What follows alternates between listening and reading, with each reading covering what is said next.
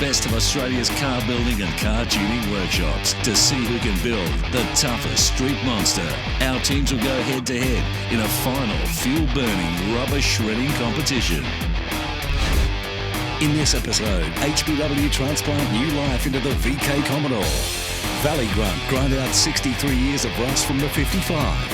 And we wind back the clock with Rob Vickery to find out when his quest for speed began. But first, let's head to Superformance. With more than 24 builds on their books, we check out their latest side project.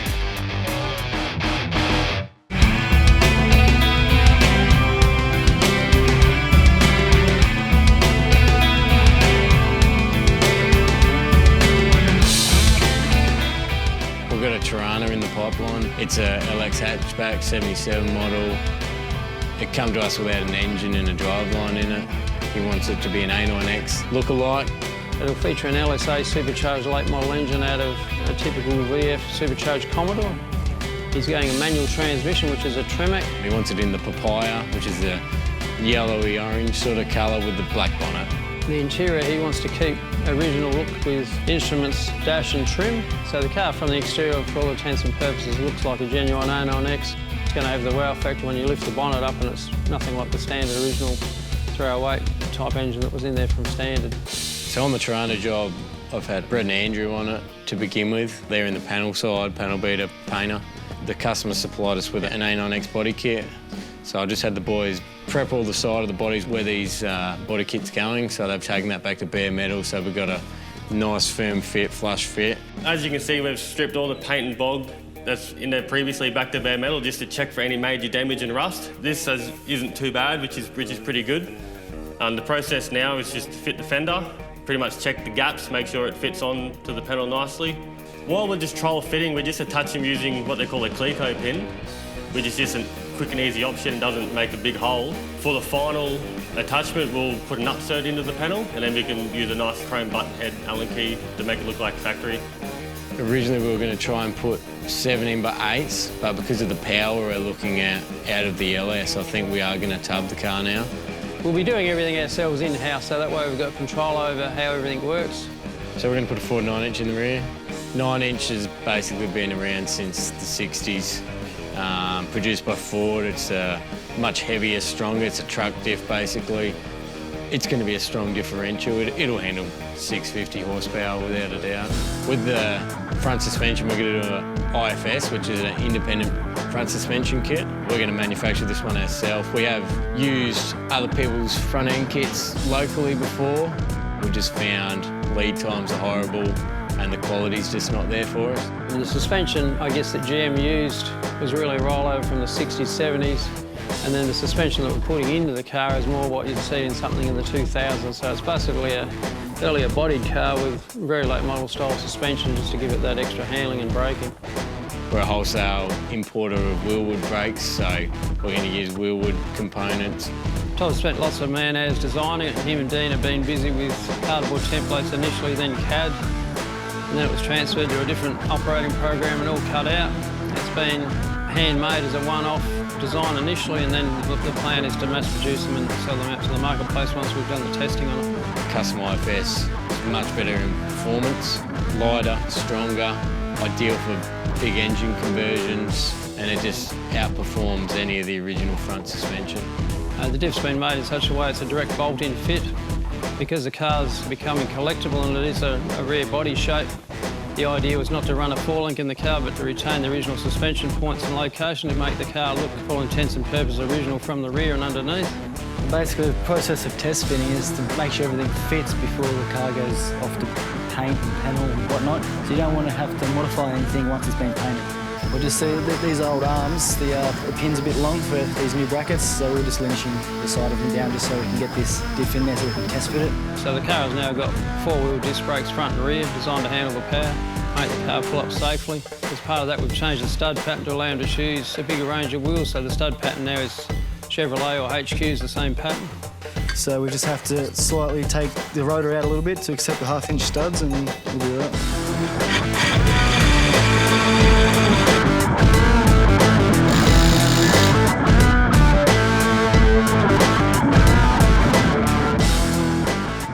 Once the new front end's in the vehicle, we'll take the dummy LS engine block out and we'll pair it up with the actual LSA. We want to check our hood clearance to see exactly how much it's going to protrude through the bonnet. We do have an A9X hood scoop which the customer wants us to fit, so it's not like it's going to be a big issue at all. We just want to see what sort of reinforcement we might have to cut out and therefore remake into the bonnet. So yeah, once everything's bolted in, we'll put the actual running gear through the vehicle, measure up a tail shaft. Just got to finish off the subframe connection and be good. Next up, HBW finds a V8 donor motor to transplant more grunt into the VK Commodore.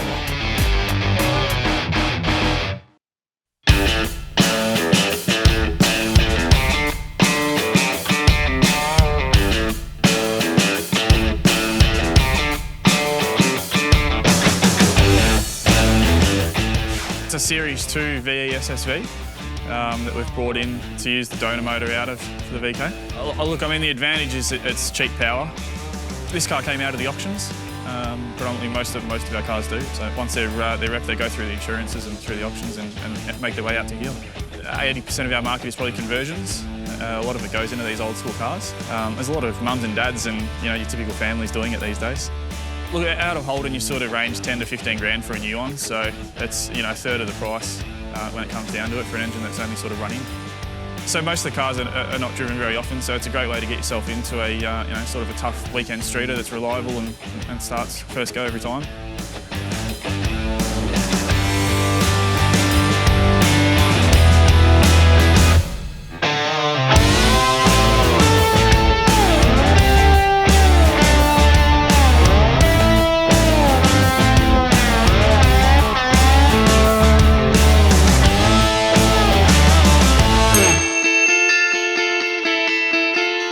From HBW, his plans for it for what we're doing is completely bare metal the car, give it a full outer respray.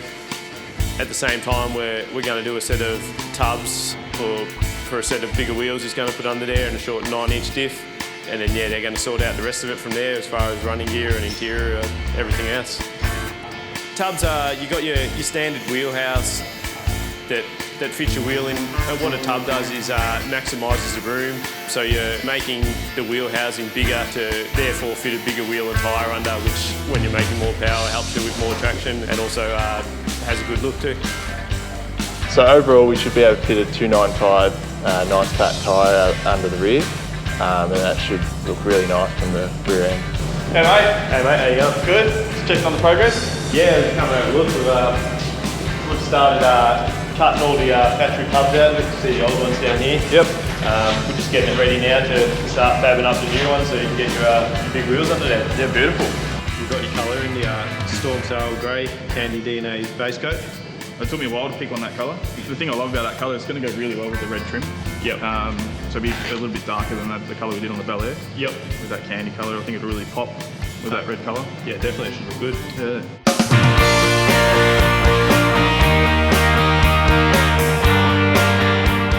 So the seats have come back from Marcus. We've had them trimmed in a really nice red Italian leather. I've got a little bit of a preference for like a dark gunmetal colours on the outside, greys combined with the red. We've gone with a diamond stitch, which pays a little bit of homage to the original VK Calais style in the seats. We've trimmed up the headrest to match the rest of the seat, whereas most people sort of paint them. So all four of those headrests match the seats there. The wheels, we've had them shipped over courtesy of Outlaw Speed Shop.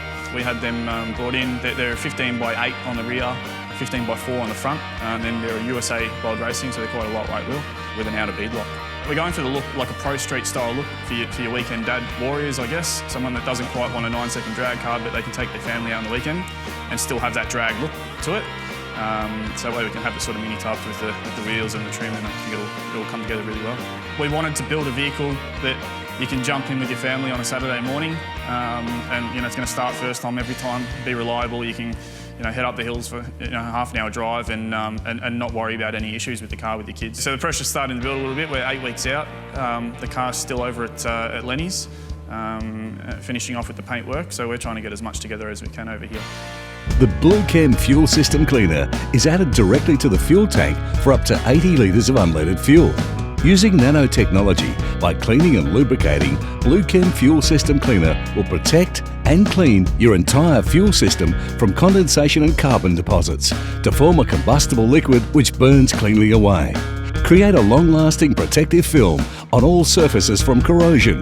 This will result in added performance, better fuel consumption and reduced emissions. After the break, we get up close and personal with the King of Kilowatts, Rob Vickery, and find out where he draws his inspiration from.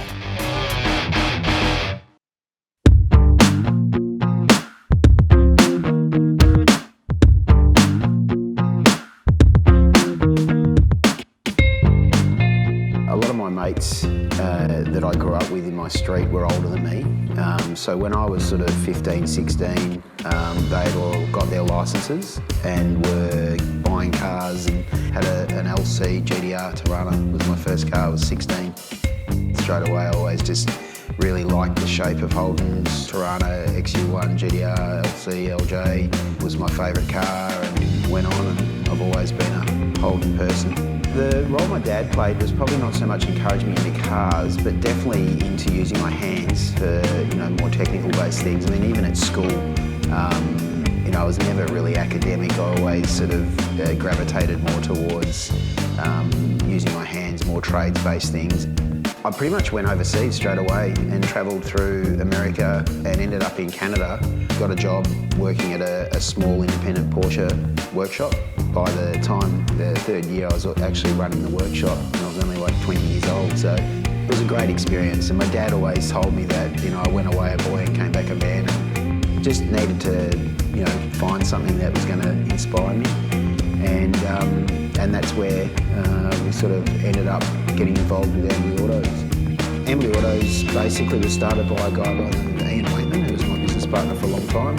I bought into the business around 2004, I think it was. Ambly Autos, they purchased the second dyno from Dyno Dynamics that they'd ever built. They were basically a bit of a pioneer. I could see there was a good business with lots of good foundations, but just needed someone to just help with promotion, and started to grow from there. And we created the Horsepower Factory brand out of that.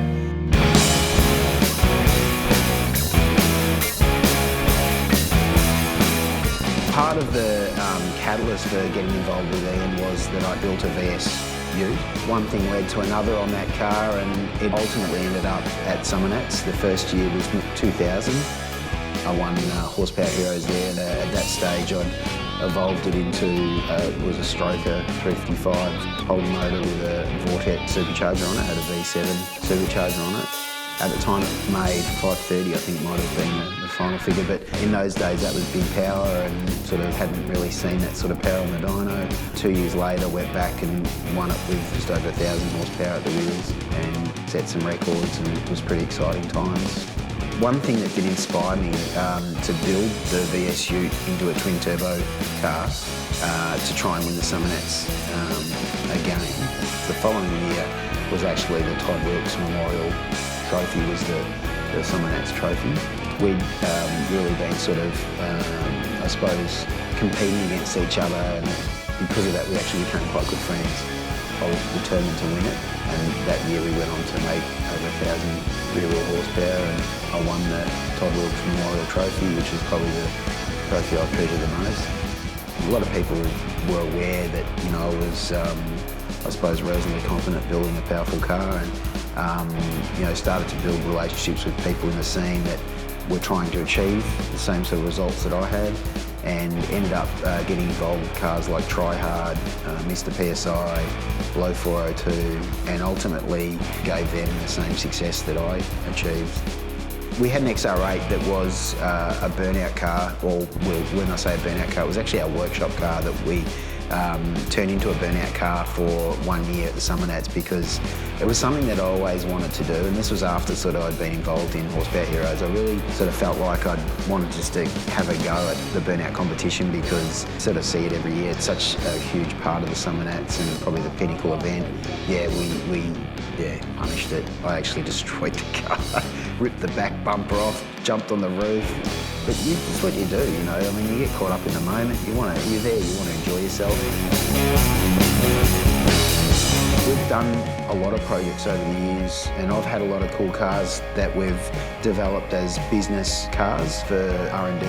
Everything from Turbo Territories to Yellow Monaro that we drag raced, which was very early days, which we twin turboed, an LS1, very, very early in the days. We built a VK Commodore when they first came out that ran into the 10s. It was first VE into the 10s. It was single turbo, 6 litre built. You know, we've built a lot of cool cars over the years, and more recently we've got into Chrysers and Jeeps, and we built the Jeep, which we're still developing. And those projects are all about understanding, getting to know more intimately the pros and cons of every car, just the tuning side of it, and that's certainly where we've been focusing. Coming up, Valigrunt toughen the front kingpins on the 55 Pontiac. They're not supposed to flop around like that.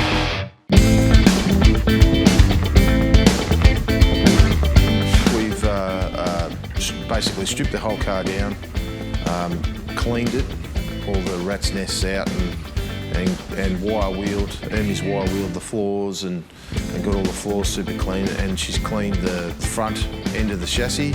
We've dummy test-fitted another 287 55 block into the engine bay with a set of 57 heads on it, set up the supercharger so we can work out clearances, what we're going to do with the bonnet, and also so I can set up and build the custom extractors for it. When we cleaned out all of the rust, it was remarkably good.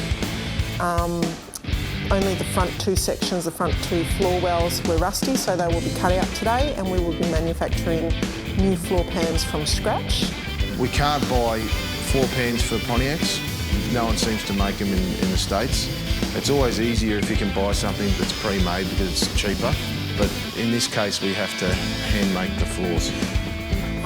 We use galvanised steel, that way it won't rust again. I don't want to have to fix this again. Once is enough.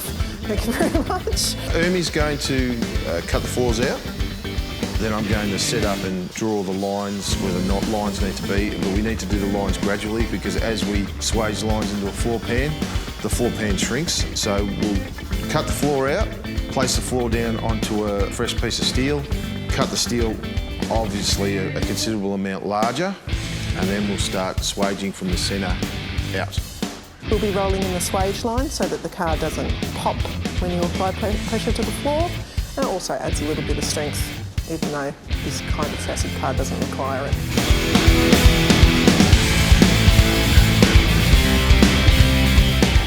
When you run it through the roll former, it always puts a little bit of a twist in the panel. Once we shape the outside edges, it'll start to come a little bit more flat. So we've got to shape and curve, obviously the same as the original floor pan. Once we shape it and curve it, we will get it as close as we can to the shape that it needs to be inside the car. Then we'll screw it down and panel beat it and get it all flat and get it all fitting perfectly. And then once we've panel beated it, then we will scribe a line around the piece of steel that we've cut. Then we're going to cut out to that scribe line, and then we're going to butt weld so the floor pan will look natural and flush.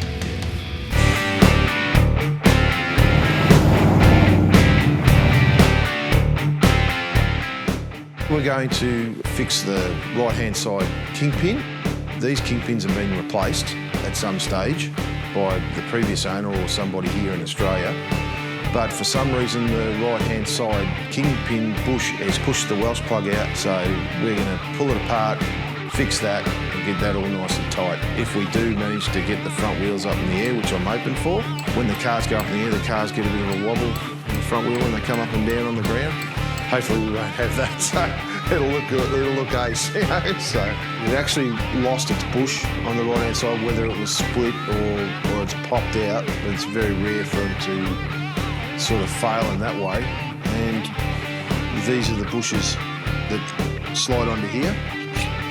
The issue, the reason why the bush had popped out at the top before, as I was discussing, is because it just slides in.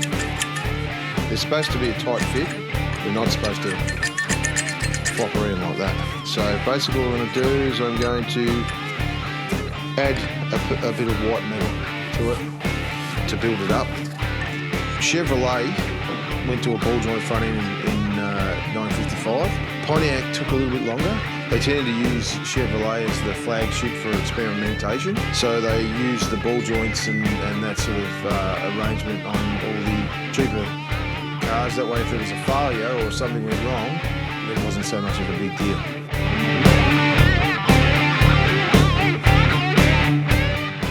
We're going to put this new kingpin in. We've already built up the material because of the issues that we had with the new kit.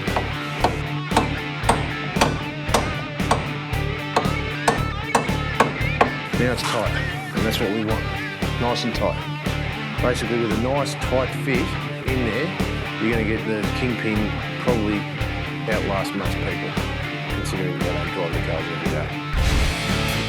Next time on Rides Down Under Workshop Wars, HBF goes all out with this bad boy. It's heads up with Nathan Higgins, and Autotech pulls out all the stops on the XR6 Monster. If you think you've got what it takes to be part of Workshop Wars, contact us for our next season.